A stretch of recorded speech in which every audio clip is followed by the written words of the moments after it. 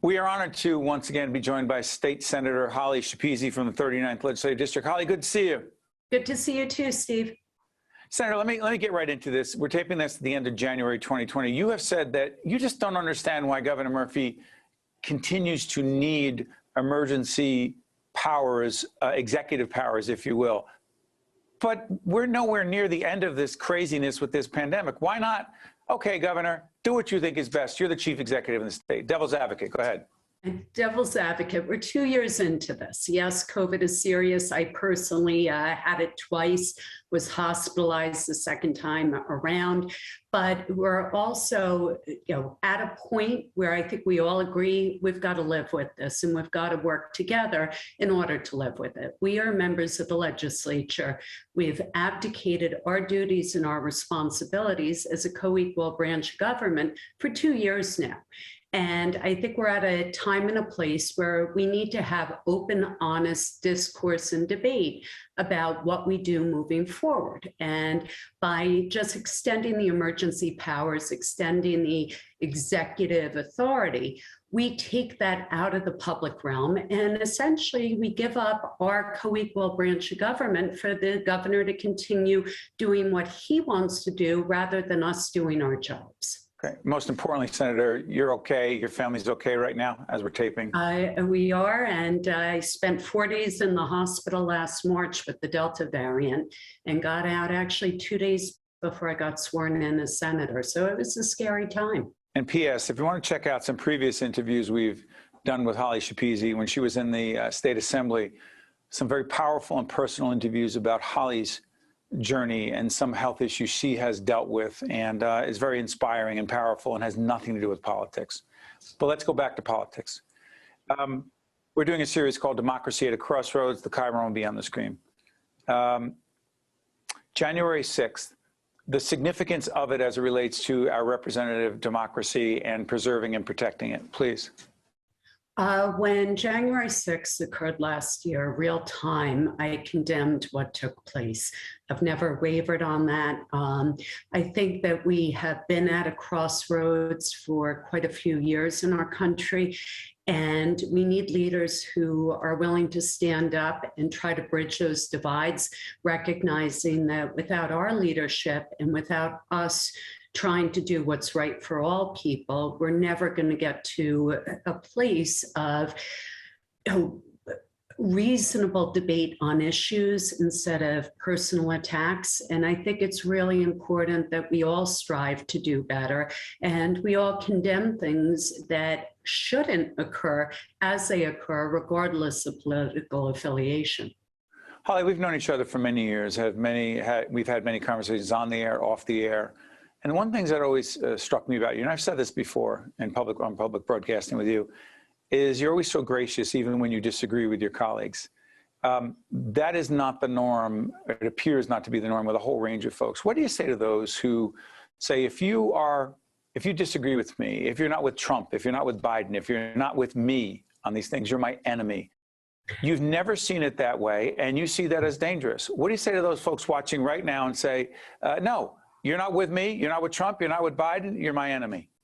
No, and I think that it's wrong in so many ways. There's not one person on this planet that I agree 100% of the time with on any issue, nor should we. That's what makes us individuals. That's what makes us human. And right. The inability to be able to have, public policy discussions without people labeling you as some extremist on either side, I think really stops good policy for moving forward. It stops the ability for people to engage in conversation, to talk about unintended consequences, and to really do what's best for the people we represent.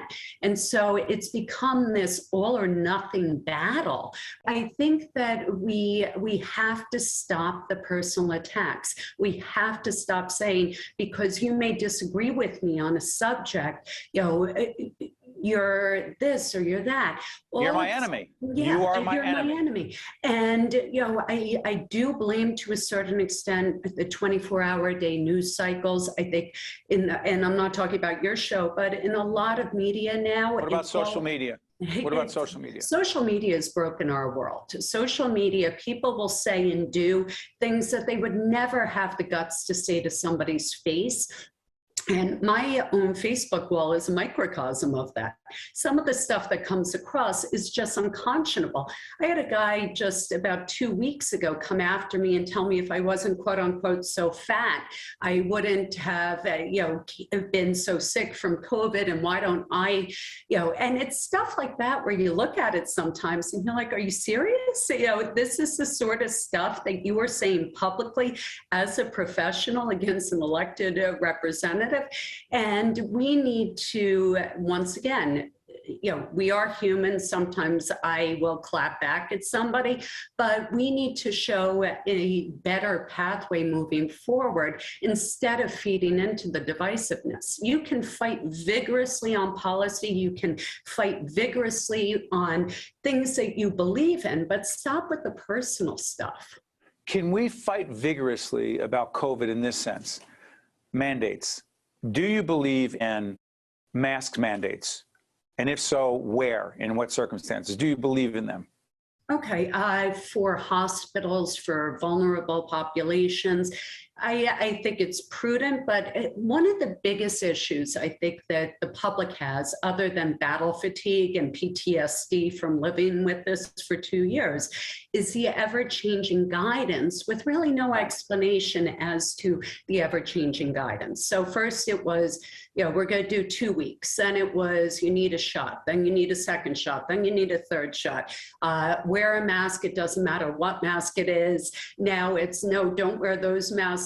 They do nothing. You've got to wear an one thing we do know is, sorry for interrupting. One thing we do know is vaccines do keep people from getting very sick and dying. Should we just mandate the vaccine? If you were the governor, if you were the president, would you say, you know what? That's one thing we know. Let's mandate it. I'm against mandates. I am pro-vaccination. I personally am vaccinated, even though I have horrible reactions to vaccines. My first shot, I got taken out for 4 days. I was really scared to get my second shot. Notwithstanding that, I got my second shot. I got taken out for 3 days after my second shot. I just became eligible for the booster under the new guidelines for Pfizer a couple of days ago.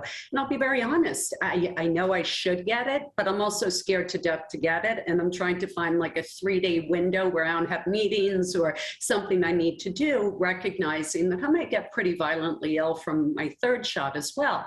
But just today, there was a study that came out of Israel where now there's a push in certain sectors for a fourth shot. And the preliminary study in Israel has indicated that the fourth shot that they've been giving people actually really has no impact on Omicron. So I think we need to start taking a step back before we just keep saying people need a shot every 3 months. So you're, just to be clear, I got to get out of this segment. You're not for mandates across the board on vaccines? Absolutely not. I've always been about medical choice on pretty much everything. And while I personally have advocated for people, particularly those with underlying conditions, to do the right thing for themselves, speak to their doctor and get vaccinated, I don't believe in government mandates saying that you can't come to your job if for some reason you can't or won't get this. Senator Holly Schepisi, as always, thank you. All the best to you and your family. You too. I'm Steve Adubato. That's Senator Schepisi, and we'll be right back. State of Affairs with Steve Adubato is a production of the Caucus Educational Corporation. Funding has been provided by RWJ Barnabas Health, Horizon Blue Cross Blue Shield of New Jersey, New Jersey Sharing Network, the Turrell Fund, supporting Reimagine Childcare, Wells Fargo, the Healthcare Foundation of New Jersey, PSE&G, Choose New Jersey, and by NJ Best, New Jersey's 529 College Savings Plan. Promotional support provided by NJ.com and by AM 970 The Answer. Hi, I'm Joe Roth. In New Jersey, there are nearly 4,000 residents in need of a life-saving organ transplant, and one person dies every 3 days waiting for this gift of life. One organ and tissue donor can save 8 lives and enhance the lives of over 75 people. You have the power to make a difference and give hope. For information or to become an organ and tissue donor, visit www.njsharingnetwork.org and be sure to talk with your family and friends about this life-saving decision.